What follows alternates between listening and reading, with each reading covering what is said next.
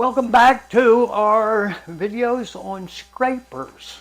We started last week on a video about using a scraper, which ended up being mostly how you sharpened it, because you got to sharpen it first. So today we're actually going to use it a little. This video is going to be a bit short because it's actually a very easy tool to use. There's not much to it at all. So stay with us till the end. And like and subscribe, because we're going to talk about upcoming videos. And we're also going to ask for your input on what you would like to see. All right? So using the scraper. You hold it in two hands with your thumbs in the middle. Okay? And one of the really nice things about it is, how many of you glued up wood and forgot to wipe the glue off or got called away and you come back and it's dried and you've got to get it off of there?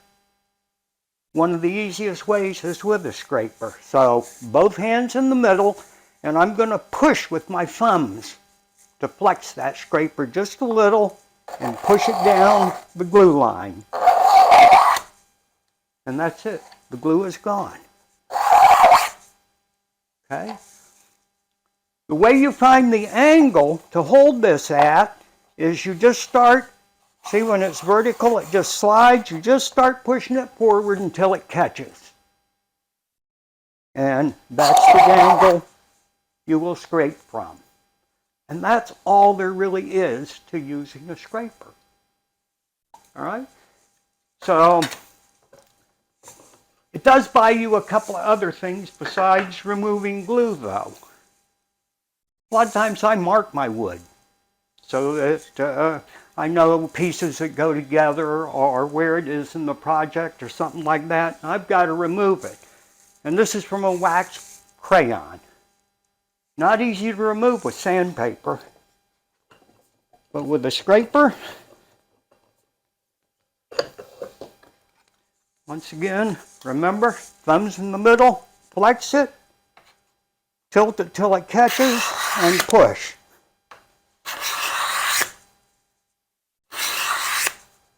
And that's gone. All right?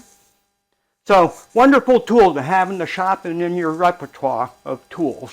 They're cheap, they're easy to sharpen, they're easy to use, and they save you a ton of time and sandpaper and dust and aggravation. So,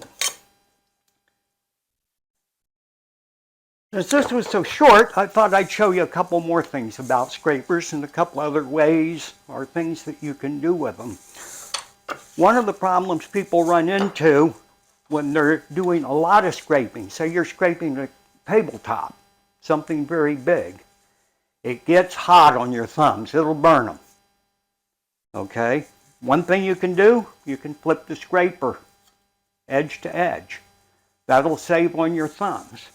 Or you can make a simple block of wood with some screws and washers to hold the scraper, thumb screw in the back to act like your thumbs to push it. And if you don't have a thumb screw, you could use a wood screw if you have to, whatever you've got. Then you just push the wood. And you don't burn your thumbs.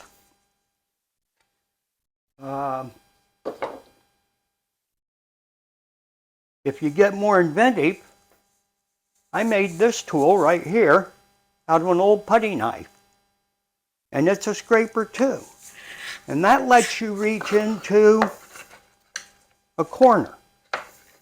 Can't see it. Let's see there. You can scrape right up to that corner.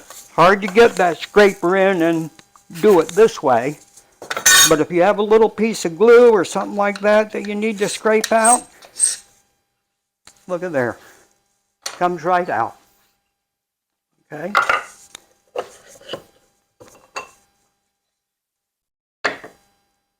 And one more place that I find it really useful is, say you've glued up an edge. All right?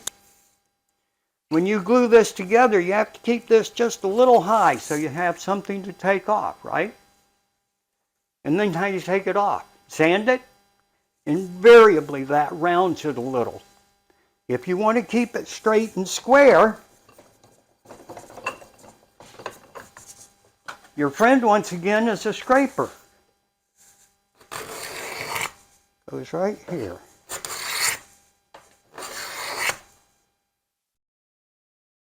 That edge is down flush now, and this corner is left sharp. Now you can break the corner the way you want it. You're not at the mercy of what your tool left you. You have the control. And that's really about all I can tell you about how to use a scraper. So, another place that the scraper really shines is where you have highly figured wood and tear out left from your previous tools, whether it's a joiner or a planer or whatever you're doing. With a scraper, you can actually remove that pretty quickly